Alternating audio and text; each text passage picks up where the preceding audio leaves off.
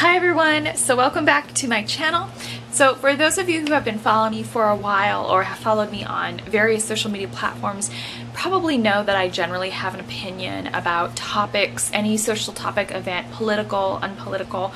Generally speaking, when it's big, I generally have a pretty strong opinion that tends to lean quite liberal. With that being said, I am a vegan makeup artist, I'm a vegan YouTuber, and as a general rule, I think vegans tend to lean quite liberal. And also people in my industry, makeup artists, tend to lean quite liberal as well.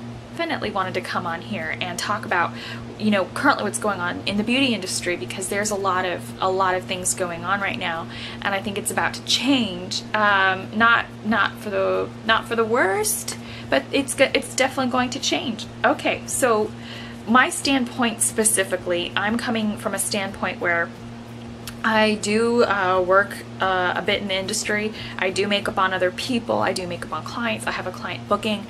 I have done bridal clientele. I have sold products on a retail level. I haven't done fashion photo shoots for big magazines, but I've done photo shoots for, private photo shoots for baby showers, bridal shoots, things of that type of nature. So I do have a client following. I do regular, non-trendy, non-Instagram makeup on regular real people. I don't have a separate look that I wear on camera and a separate look that I wear off camera. I try to wear a very aspirational look, whatever the case may be, simply because I want to give people a source of inspiration, whether it's editorial or just simply a source of inspiration, and kind of gear them towards what I think is kind of trending or what we're talking a little bit about. I try to tweak it so it works for everyday people.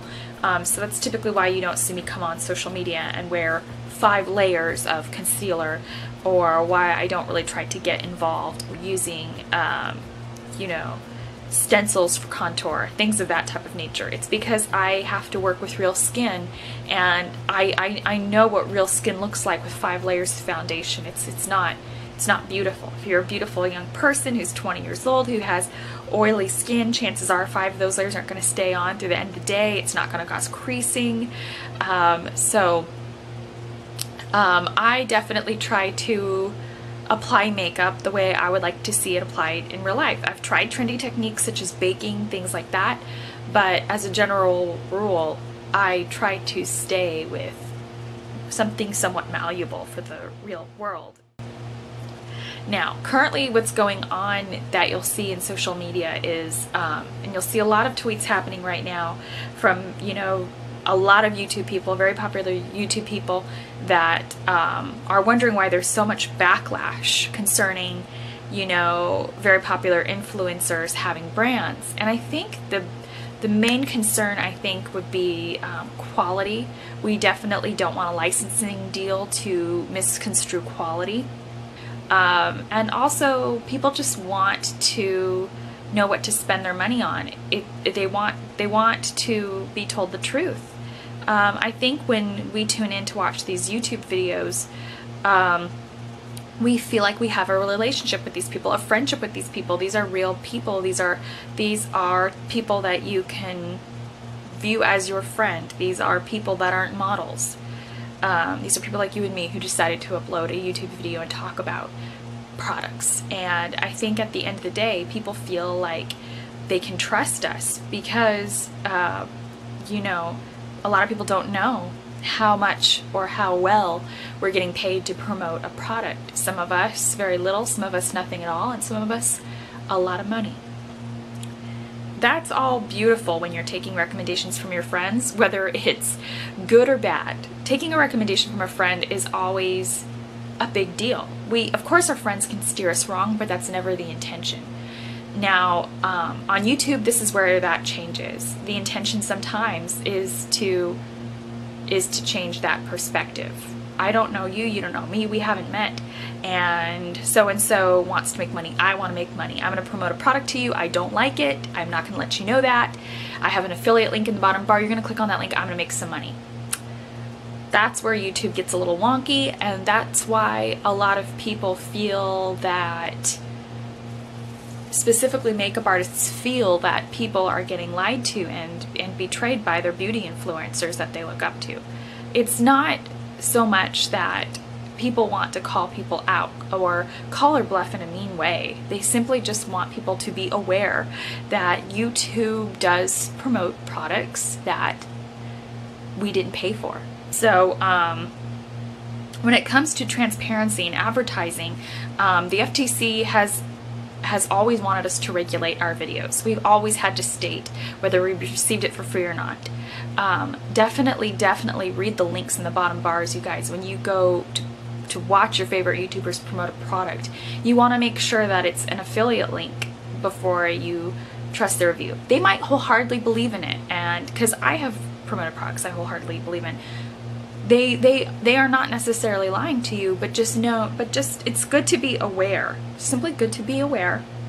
And so a lot of people right now are saying, you know, makeup artists are not really keen on beauty influencers, and you know what, I disagree. I wholeheartedly disagree. I think it's just that beauty influencers are referring to themselves as makeup artists, and they're taking a title away from somebody who has done makeup on Naomi Campbell. So you can see where they feel it's unfair, because they've received little to no money. They've for a job. They've reformulated products and received base pay. They've watched people make products and received base pay to operate a factory, and they've seen influencers take a bigger cut. So it's not jealousy, it's just simply that you have people who know what they're doing versus advertisers. And for a lot of these brands that are using beauty influencers, I think it's because it's affordable variations of marketing. It started off that way as an affordable variation of marketing, and now it's evolved that people are making more and more money from it, and people are getting, you know, a cut from the sales, which I think is beautiful. I think, but at the end of the day, we still want to be told the truth when it comes to products. That's why we started watching YouTube in the first place. So a lot of people have asked, well, who is so-and-so and why are they upset? And you're like, well, you know what, so-and-so has won Emmys. You know what, so-and-so has worked on 50 photo shoots. So-and-so may not be a beauty influencer, but they are a makeup artist. And so that's definitely where the distinction lies. I think it's a beautiful thing to be referred to as a socialite of the beauty industry, and that is essentially what an influencer is. They are essentially the Paris Hiltons of the beauty industry. They are a face, they are a name, and I don't think there's anything wrong with being a model of the beauty industry. And in a sense, in my great opinion, my great humble opinion, I think that's what it's evolved to. You have beauty influencers going out and getting lip injections, and I'm like sitting back going, meh? What happened to all of us makeup artists putting makeup on our ugly mugs and calling it a day like we're supposed to be real people? And now, you know, that's cool. If they're gonna be models, that's cool. That just means I'm gonna work harder off camera to develop as an artist, even if I stick with bridal and baby showers, and yeah, because YouTube doesn't pay my bills. YouTube is fickle. Fame is fleeting, and I will humbly accept being a makeup artist because it makes me so much more happier than coming on YouTube. I think YouTube is a great outlet. It's a great freedom of expression. It's the place where I can buy whatever I want and tell you guys how to create a great look with it. It is a source of social freedom, but at the same time it can be harsh because not everybody's gonna want to accept you or like you, and so you have to ask yourself, would you rather be a makeup artist or a model, or a model in the beauty industry? So I think there are no ill feelings from makeup artists to beauty influencers. I think it's just that people want to see the job titles being used in the best possible way. So something to consider. Although the models on YouTube are putting makeup on themselves, 110% absolutely. Yes, they are artists in a sense. They are creating videos and editing, and it takes talent to do that.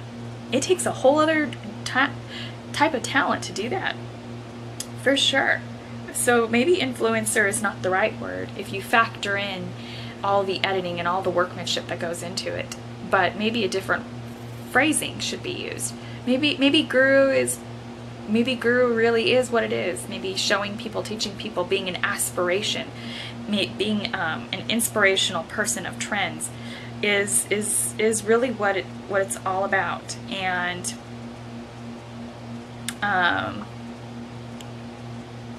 I wholeheartedly respect people that go into these forums, such as in my kit, and say, you know, I just want to get one thing straight. You know, what is it that you want to see from makeup artists? Or they want to, or they even offer people who are real artists to review their products and be honest with them and be transparent with them so that they can grow and be better. Marlena Stell from Makeup Geek is one of those people who has gone into In My Kit and said, here, review my products. Here, take this. Here, are you interested?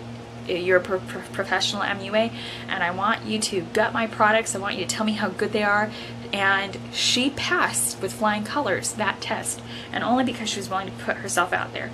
So I think at the end of the day, you have to be really willing as a beauty influencer, not just to be the leader of the people who are aspiring to be you, but you also have to be willing to put your feet in the mud, so to speak, and tell the makeup artists out there that, hey, you got the goods to be either one.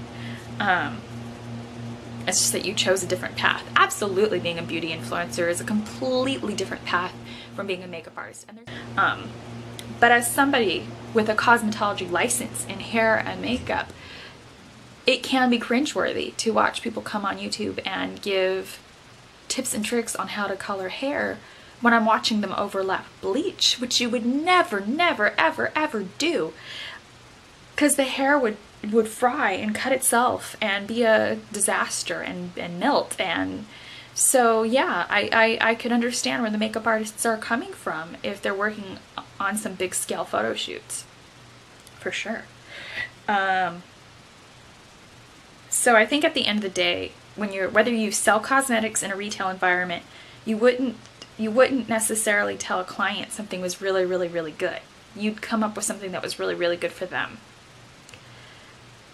And that's the main difference, I think, between reality shilling and pro shilling and makeup artistry versus influencing. I think the titles just need to be adjusted, and there's nothing wrong. We can all stay, we can all coexist, we can all work together, and everybody can take back their industries. But I think there needs to be some ground rules and some real certifications, for sure. Because nobody wants their shoes stepped on, whether you're an influencer or a makeup artist. That everybody deserves respect. And so, as far as a lot of these sort of, I've had people even tweet me, Facebook me, and I've also had people comment to me because I've put it out there on social media that I agree that there's a difference between a makeup artist and a beauty influencer. And that's not why I'm making this video, because that could completely go unnoticed. But I'm simply just I simply want to be transparent with you guys as well, and talk about, you know, my beliefs in this whole thing, because if you're somebody who wants to be a makeup artist, that's great. That's a different job entirely. But there are people who come on here on YouTube who have no intention of being a makeup artist, who have all and every intention of being a model, but then they're promoting beauty videos. And I'm not saying anybody who has created a product has done that whatsoever. I'm simply stating that there are people who do that. Simply stating that.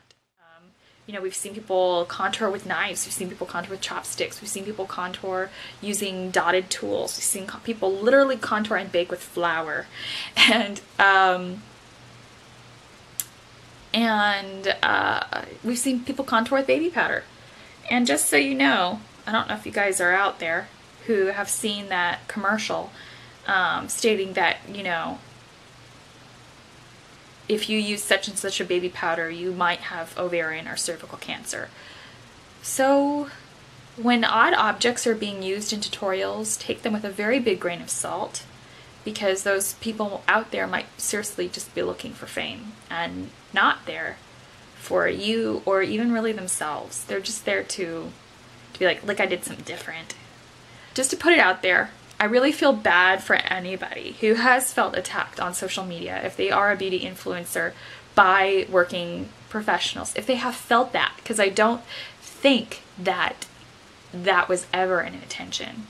I feel people just wanted to have it be as transparent as possible what the industry is currently doing to create licensing deals, and is the quality there anymore? Because some people feel that it hasn't been. And I feel like, and this really has nothing to do with an influencer. Let's just take into consideration the Urban Decay Alice in Wonderland palette, because that was a licensing deal. They paid for the packaging, they paid for the Alice in Wonderland stuff, and they didn't put the money into the quality of the work. So, into the quality of the shadows. So it really just isn't about influencers, it's really more about the licensing deal in and of itself. And you know, and it really isn't about influencers, to be honest with you. It's really more of a shame on the companies for wanting to cut corners, and because I could see that a beauty influencer would not know that the quality of their shadows is not going to work for somebody else. Beauty influencers don't know that companies or factories own ingredients. Very few people know that Becca is made by Kryolan. I think if these brands really want the marketing done by somebody who's really, you know, in the public eye, they need to be willing to pay for it. They need to be willing to pay that influencer. They need to be willing to produce a quality product. They need to be willing to not cut corners. And at the same time, we need to be responsible for our own wallets, and we need to make sure that we know that these reviews are transparent, and we need to hope that people will follow regulations and use the FTC like they're supposed to, that it be put in a place where it's easy to see it, to obtain it, that affiliate links are transparent. And this is not new. None of this is new. And I think a lot of people don't know that brands are manufactured in the same factories. Makeup Geek and Makeup Forever, man, they're manufactured in the same factory. And I think a lot of people are finally coming to and going like, whoa, really? And it's like, yes, exactly. This is what the cruelty-free beauty community has talked about for years. This is why people in our community haven't purchased from units of brands, because they're manufactured within the same factory. This is why a lot of beauty bloggers who have been cruelty-free have gone the way of being more natural, because they don't want that gray area distinction. They want to literally buy food-grade products.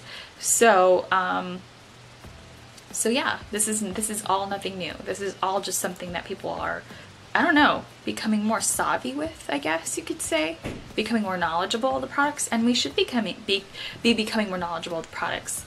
But yeah, I don't think hazing people on social media is the answer. So if you're out there and you're doing that, please stop, because this really isn't.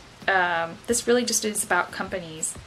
Just, you know, we have to make sure that we know what we're buying. As beauty consumers, as consumers in general, we need to know what we're buying and not just take somebody's word for it. It's just the truth. And if you buy anything on the internet, whether you feel I'm shilling it to you, or blogger X, Y, and Z is shilling it to you, do your research. Don't buy it from me, don't buy it from them, buy it from the website. Take into consideration everything, because you can't hold somebody else responsible for the money you chose to spend, and hazing people on the internet isn't great either. If that's, of course, now I think the reason why people say people are bullies and haters is because there are some people out there doing that. Do I think it comes from people in my industry? No, I don't. I don't think that at all. I could see where people would think that, but it's always little trolls on the internet that blow things out of proportion. It is what it is. For those of you who want to know the ins and the outs of the industry, I highly suggest following the group in my kit designed by Kevin James Bennett on Facebook, because it has a wealth of knowledge on there. And just know, if you go on there and you're defending something without, you know, without facts to back up what you have to say, you get a little heated. So definitely bring your A game and be willing to learn. And I'll see you guys in the next video. Remember, remember that it's all good. Just, it's all good. And if you're interested in being in the beauty industry, do whatever is right for you. Just know that there is a difference between a beauty influencer and a makeup artist. And if you really want to be a makeup artist, it's a really hard job, but so is being a beauty influencer. They're just two very different jobs. Does that make sense? I hope so. I'll see you guys in the next video. Thank you for watching this one. It's been real, as I almost knocked the tripod over. Bye.